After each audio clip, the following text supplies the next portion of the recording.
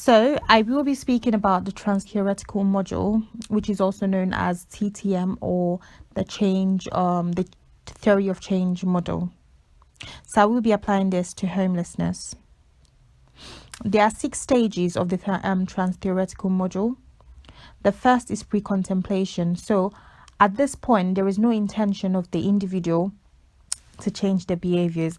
I'll be focusing on the health issues this group of individuals do have. So I will be focused on drug use.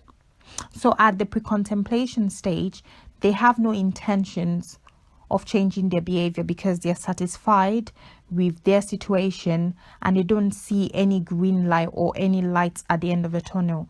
So they feel like that's the only way they can survive, just trying to distract their minds themselves, bearing in mind that these people might have been put into that situation because of maybe a big loss or the loss of a family member. The second stage is contemplation. So at that stage, the individual is aware that the problem actually exists, but with no commitment to action. So at that point, they're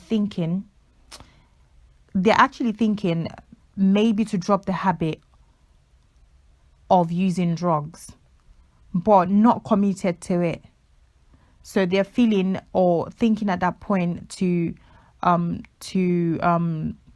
make themselves useful and focus on other things instead of taking drugs, but there is no commitment at that point.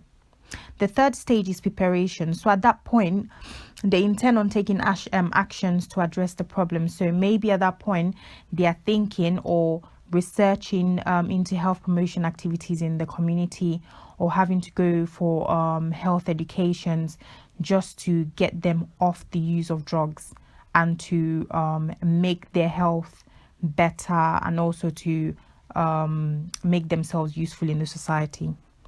The fourth stage is action. So at that point, they've taken actions. So maybe gotten themselves engaged more in health promotion exercises, educated themselves, taking steps towards having to sort out an accommodation, maybe gone through to job center, trying to find a job to make sure that they're not homeless, trying to make sure that their nutrition is on point, so as to improve their health, and also to avoid them going back to the use of drugs. The fifth stage is maintenance. So at that point, this individual has sustained the change, and the new behavior has replaced the old. So hereby, at that point, they are happy with their current situation, which is free of drugs. So at that point, they are being useful in the society. So maybe they're working, they have a house, or they have a flat.